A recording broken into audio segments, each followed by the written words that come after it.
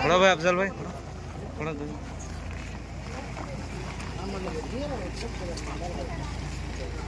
हो गया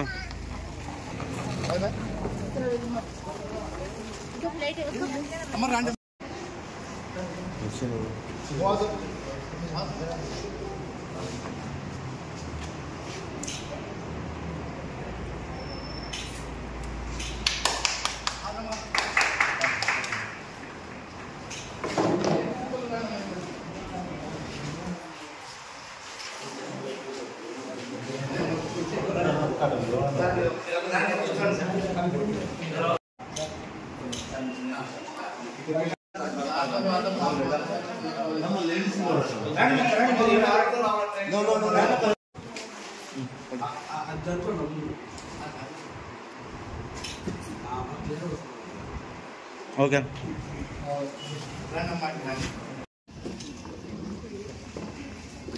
ఓకే చేసి దాన్ని కూడా మంజూరు చేయబడుతుంది.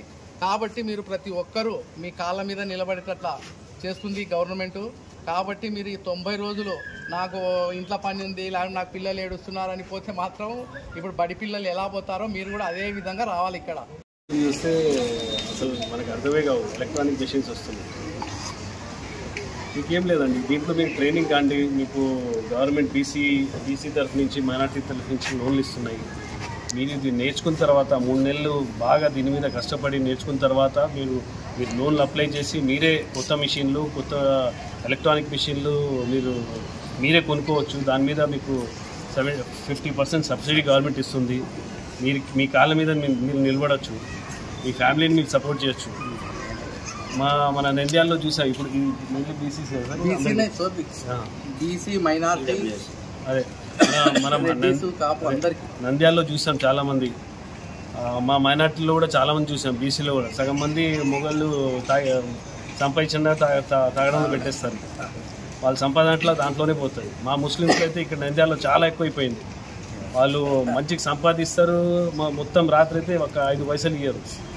మీరే మీ కాళ్ళ మీద నిలబడ్డాయి, మీరు మెషిన్ నేర్చుకోండి. 3 నెలలు బాగా కష్టపడితే మీరే ఈ కుట్టు మిషన్ మీ అందరికి ఇస్తారు. ఈ మొత్తం నంద్యాలకి మన నంద్యాలకు వచ్చేసి 1000 కుట్టు మిషన్ 1000 కుట్టు మిషన్లు ఇస్తారు నంద్యాలలో. ఇవి కాకుండా మళ్ళీ ఇంకో 6 నెలల తర్వాత మళ్ళీ గవర్నమెంట్ తరఫు నుంచి మళ్ళీ ఇంకో 1000 కుట్టు మిషన్లు ఇస్తాము.